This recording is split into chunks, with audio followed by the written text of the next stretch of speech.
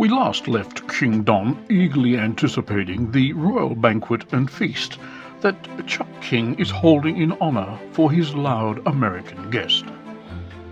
Making the transition from Balmoral Castle in Scotland to Windsor Castle on the Thames in England proper, King Don's mind is still racked by the startling surprise display of tradition.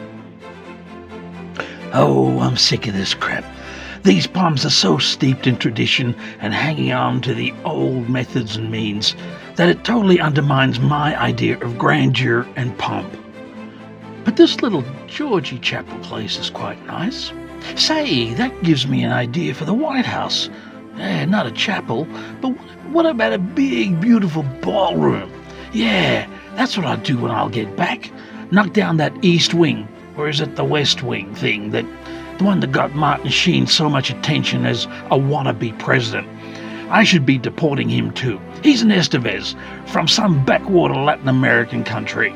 How dare he impersonate a true white, true-blooded American president? Oh, that really makes my blood boil. They should have gotten Tom Hanks. No, he's lost it since he had that plane crash where he became a mid-Pacific native. Oh, and that time he got lost in a Russian airport like a little hobo. Oh, and then there was that other time he was chasing Leonardo's lost secret codes. Oh, I don't know. No, he's just not right. It should have been Kim Jong or Vlad. Yeah, they know how to command. Get Willie over here. I want her to organize Trump Marine One out of the loading bay. Push aside the beast for now, and I'll make my own way to Windsor Castle for tonight's dinner banquet thingy.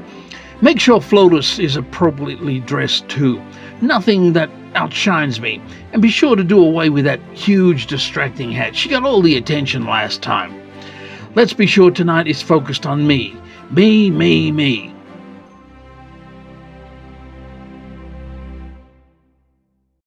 God, not another carriage ride.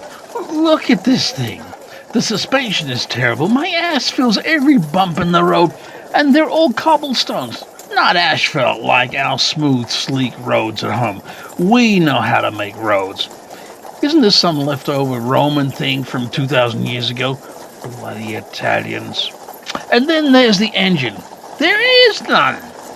This thing is driven by 6 horsepower, literally.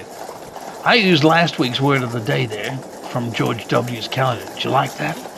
He gave me that desk calendar as a gift from one red, blue-blooded American Republican president to another. God bless him. Democratic Obama, he didn't give me nothing except grief and headaches. Get me another aspirin, not Tylenol. Remember, that gives autism. Some Trump haters and deniers already think I'm mentally twisted. No, they ain't seen nothing yet. No. All this stuff is nothing like what we do back home. It's gotta be all big, all bold, and definitely macho. If they had balls, they'd not only be hanging, they'd be standing out like some good hunting dogs. Yeah, true red, blue-blooded American tradition.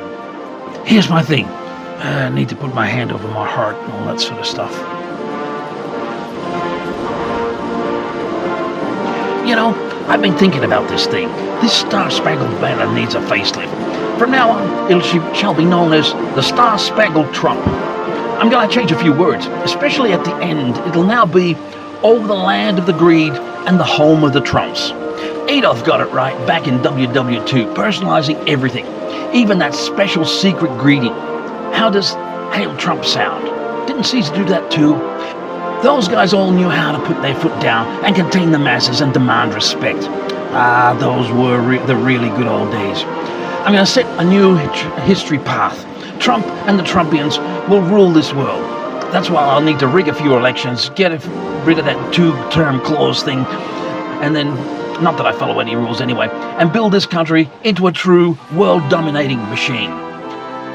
Oh, God. Is this a dreary theme or what? God, save the king? No. God, don't save your king. No. God bless our America. My America. The Trump America. They're all risk and go to hell. By the way, did we put a pause on that new war conflict thing we were discussing earlier? Wait till I get back home and digest not only tonight's dinner, but what I'm going to do about that Middle East kerfuffle. We might have to deploy that MOAB again. I really liked what it did to naughty Iran when we bombed the shit out of their supposed nuclear facility. We still don't know if they really had one, actually. But we successfully tested that bunker-busting bomb, just like Truman did with the good old A-bomb on Hiroshima and Nagasaki. Oh, those were the days a president had real power, true executive authority. Like his mate Hitler, though he gets a bad rap for that far too often. No, not like all this Congress committee shit I have to deal with every time, and then I have to override it every time with an executive order. Oh God, those were the days. Say, are we secretly testing any other new ordinances? Geez, last week's desk calendar word has really come in handy again. We shall leave King Don, again steeped in deep thought, as he ponders how to personalize more of North America, including what was, until now, known as Canada, into the new continent of Strumpica, including the old Greenland. The redesigned flag will be a sea of azure and have $1 trillion signs embedded in every thread, which is made from spun gold from the cocoon of the gold-fed mulberry caterpillar. A true biological Trump achievement, currently in development, probably in India or China. Tune in next time as we actually get to the royal banquet and feast, as we have run out of time in this episode.